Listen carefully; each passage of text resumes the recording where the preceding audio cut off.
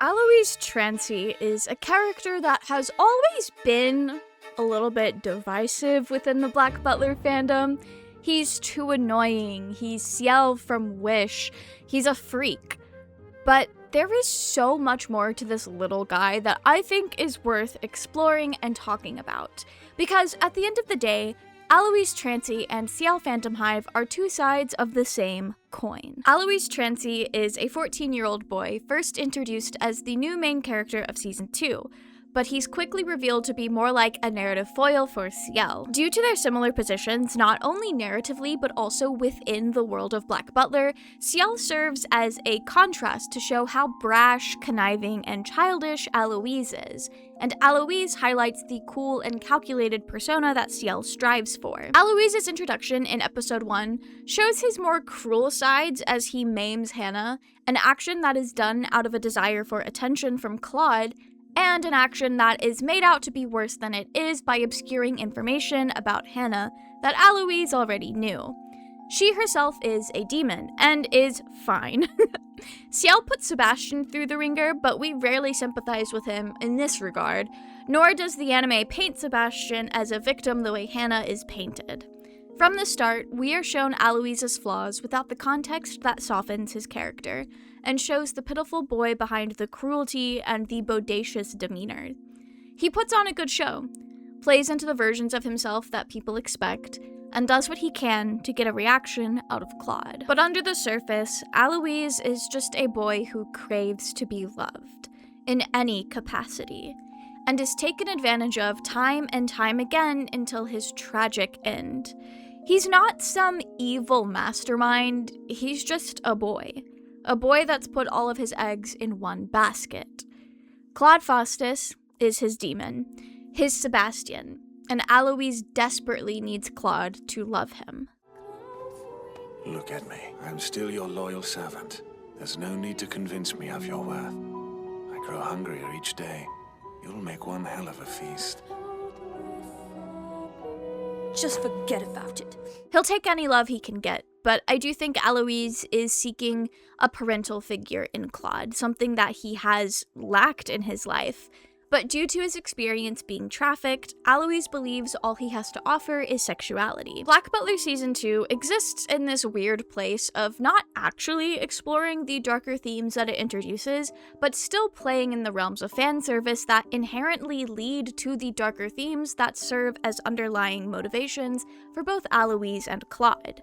There's this unspoken vibe that Claude is a predator, and not just in the I'm a demon trying to eat your soul kind of way.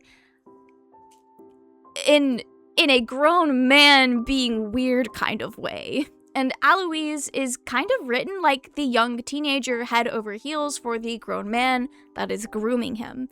And also being a little bit distant and cold towards him. Alois acts like a demon for his demon. He'll try ways that have worked before to gain affection of any kind. He'll even abandon himself, degrading himself to a worshipper of Claude if it means Claude might love him back, will give him the affection that he desires. This is highlighted in the moment Alois, who always wanted to be called Your Majesty, flips the script and calls Claude His Majesty.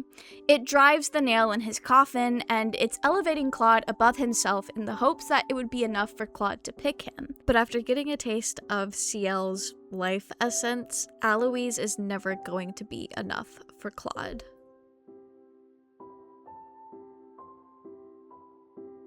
Claude sees Alois' devotion and love for him as something that devalues his soul. It's a negative point against him. The desperation that Alois has to be loved in any capacity ruins him in Claude's eyes. We also see a deeper look at the dynamic between Alois and Claude in the OVA, The Threads of the Spider's Story. The episode centers around Alois finding a butterfly that he saves from a spider's web, but he also breaks off one of its wings so that it cannot escape him. Alois is scared of being abandoned, much like how he was orphaned as a child, much like how his brother died, abandoning him, much like how Claude will eventually abandon him in the pursuit for Ciel's soul.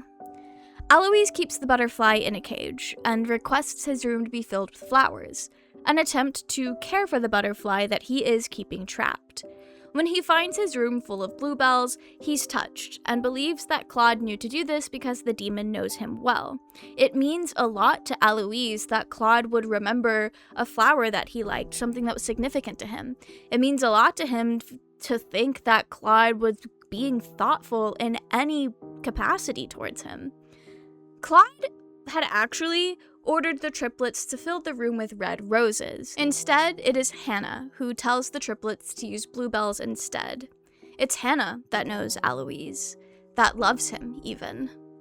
Hannah is the one that truly seeks to protect Alois, something that Claude is supposed to do since he's the one that's actually contracted to Alois.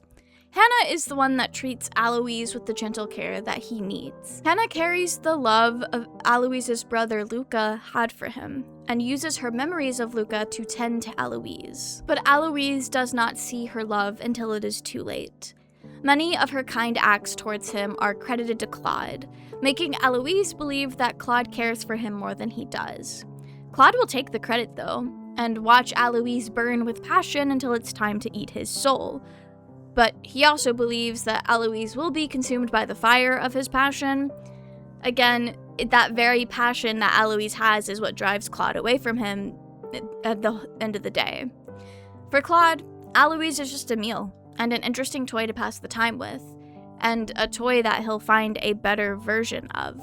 But for Alois, he's the butterfly stuck in Claude's web, a realization he himself has. There was a butterfly caught in the spider's web, but it had no wings. And that butterfly was me. Despite being an OVA, The Thread of the Spider's Tail is a better introduction to Alois and the dysfunction that is the Trancy household. It sets up the lack of care Claude carries, something that does set him apart from Sebastian. It sets up the disrespect that the triplets harbor, something that sets them apart from the loving found family we have in the Phantom Hive servants. And this episode also sets up the gentle love Hannah displays behind the scenes. It sets up Alois to be a pitiful boy running towards his demise as he struggles to feel wanted, to feel like he's a person worth caring about, a person others won't abandon.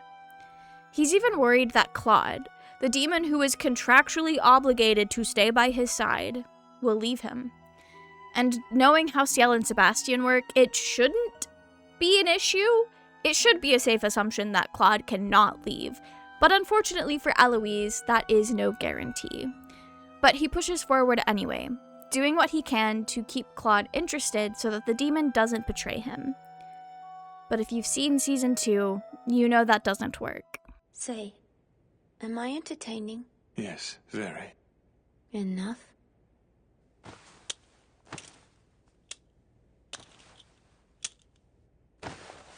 Enough for now.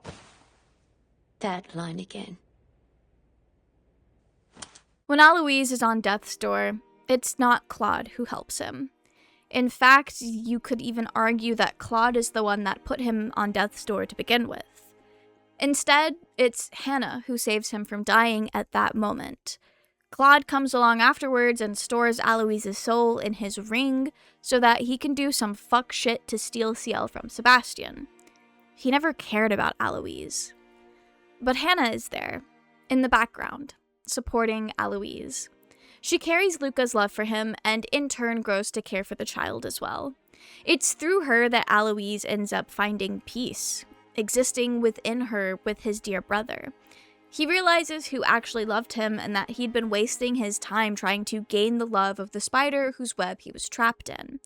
Because Claude was nothing more than a predator, seeking his next meal and toying with his victims. Alois' happy ending relies on him realizing people care about him. Deep down, all Alois ever wanted was to be loved. His childhood dream of wanting to be royalty stemmed from the loneliness and poverty that he and Luca grew up in, mistreated by the village they called home due to them being orphans, due to them not being able to pay their way. Alois and Luca both dreamed of escaping their fates, of being more than they were.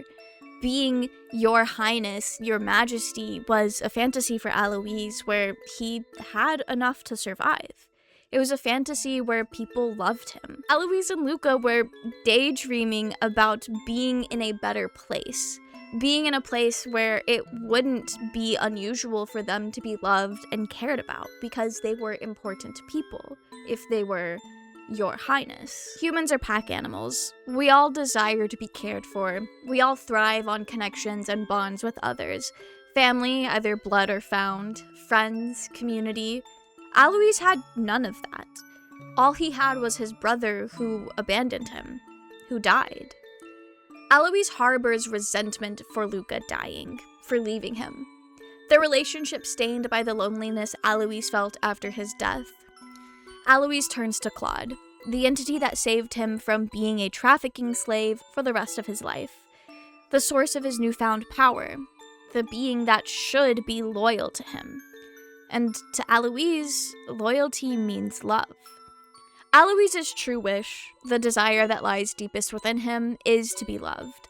I don't mean in a romantic sense per se, I mean the raw human emotion of caring about someone.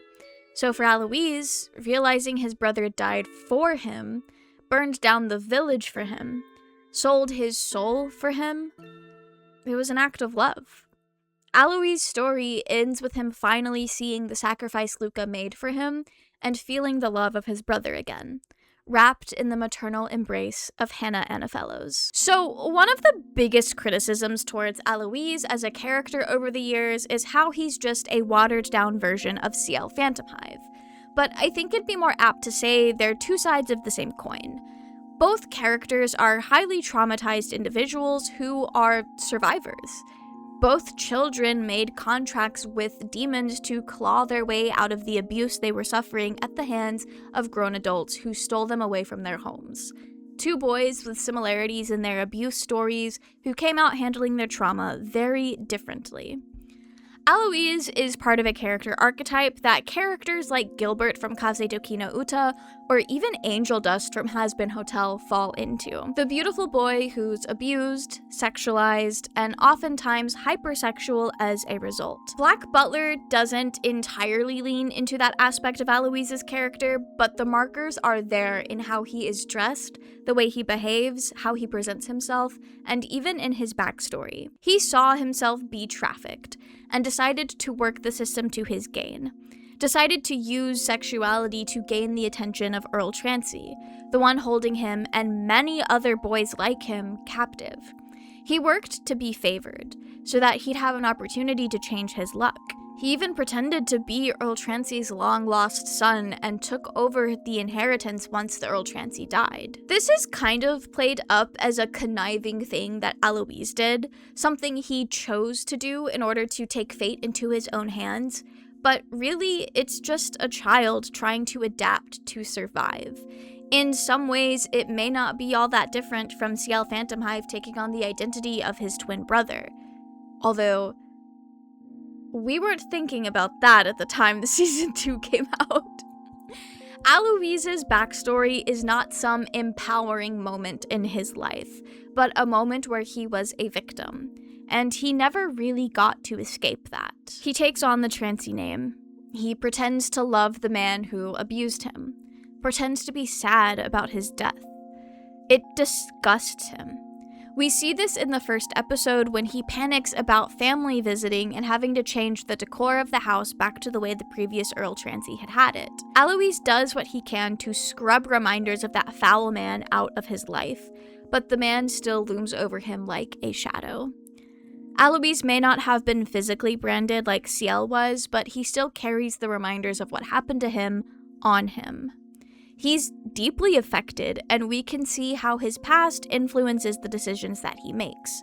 He's less put together than CL, but even CL has moments of weakness where the scared child pokes through, and brash decisions are made. Alois and CL are both essentially pawns for a demon looking to cook its next meal. Pawns for the queen to do her dirty work.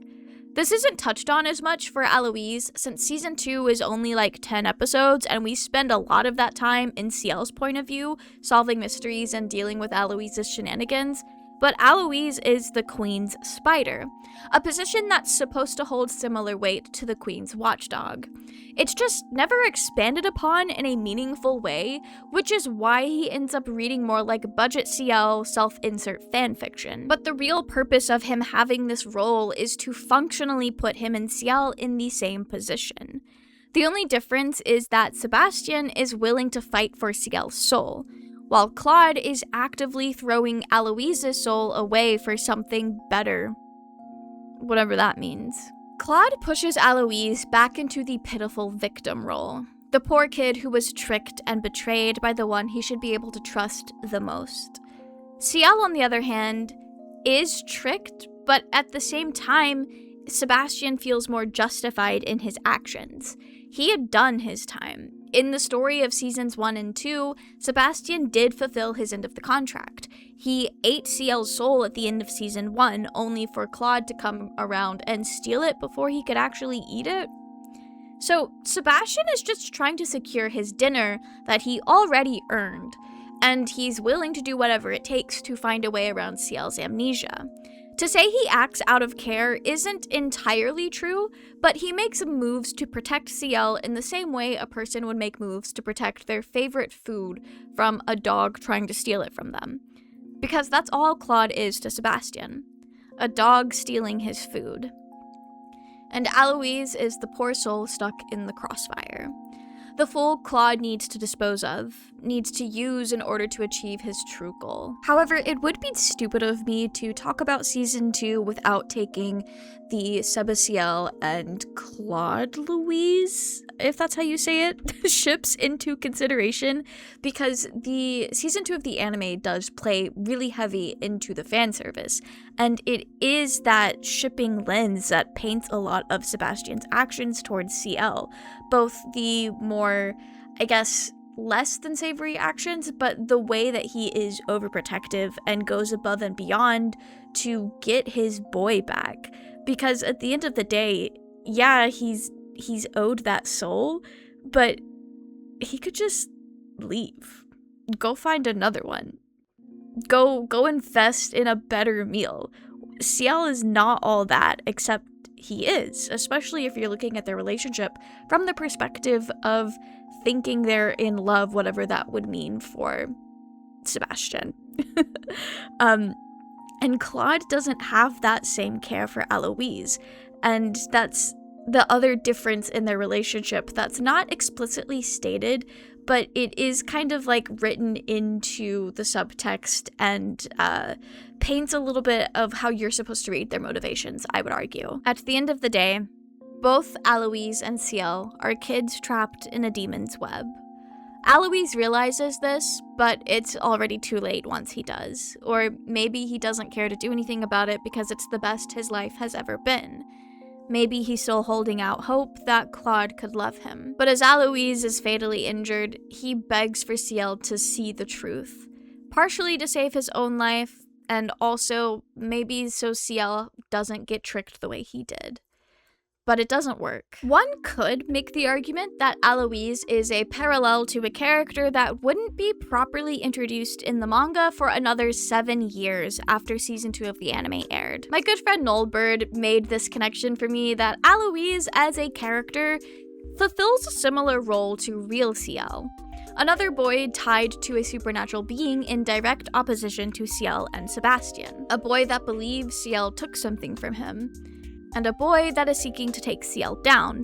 Maybe not inherently in a malicious way, but in the way where they feel like they've been wronged and now they're getting even. Alois acts out of jealousy.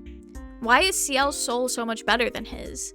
And he also acts on the false information that Sebastian is the one he and Claude must take down to fulfill their contract. On the other hand, we don't fully know real Ciel's motivations at this moment, other than the fact that he's playing a game with his brother and he feels wronged by what happened to him. By the idea that his soul was sold for his brother to pretend to be him and to thrive. He's proud of his brother, but at the same time, he feels like he's been left behind, maybe, or maybe he is jealous of the life that our Ciel got to live in his absence.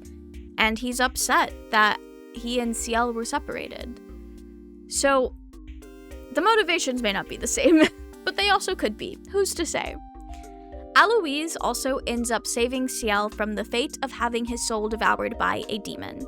This is something that a lot of us speculate Undertaker and real Ciel could be working towards in the manga as well. However, in season 2 of the anime, in order to save Ciel from the fate of having his soul devoured, he ends up being locked into an eternity with Sebastian at his side as a demon. Who's to say if that's gonna happen in the manga? I know a lot of people would be upset if it does. But that's more of like a theory, a far-fetched theory. Another way that Alois and real Ciel are similar is the ways that they not only play with Ciel's fate, but toy with his life throughout the series in order to get him. In the manga, real Ciel plays with our Ciel's fate by framing him for crimes, seeking to take him down a peg. And maybe he will try to save Ciel from his fate of having his soul devoured. Or maybe he'll lock Ciel into an eternity by Sebastian's side. It's a really messy parallel to the manga, much in the way that anime original characters and plot lines in season 1 feel like creative fever dream versions of what we end up seeing in the manga, references and parallels, things like that. There's also the fact that Alois and Luca feel like a messy parallel to the twins. Luca made a deal with Hannah to burn down the village they lived in, and Hannah fulfilled her duty and ate Luca's soul. She then went on to serve Alois. Much in the same way that Sebastian ate real Ciel's soul and went on to serve our Ciel. The circumstances are different, but the outcome is similar. And in both cases, somebody loses their brother and somebody feels abandoned by said brother. There's also the aspect of Alois lying about who he is, because fun fact, his real name is Jim Mackin, or his government name, I should say. And he takes on this false identity of a nobleman in order to achieve his goals, in order to make a life for himself, which isn't all that different from what our Ciel does in the manga, pretending to be his brother to build a life for himself, to be this stronger person that he doesn't think he is. And Alois may not have the same self-confidence issues that Ciel has, but he still uses this false identity and builds upon it to be something more than he ever was. Alois Trancy is a complicated character that mixes elements of both the Phantom Hive twins. He's a boy who carries a lot of depth, a traumatized child acting out, trying to meet his emotional needs.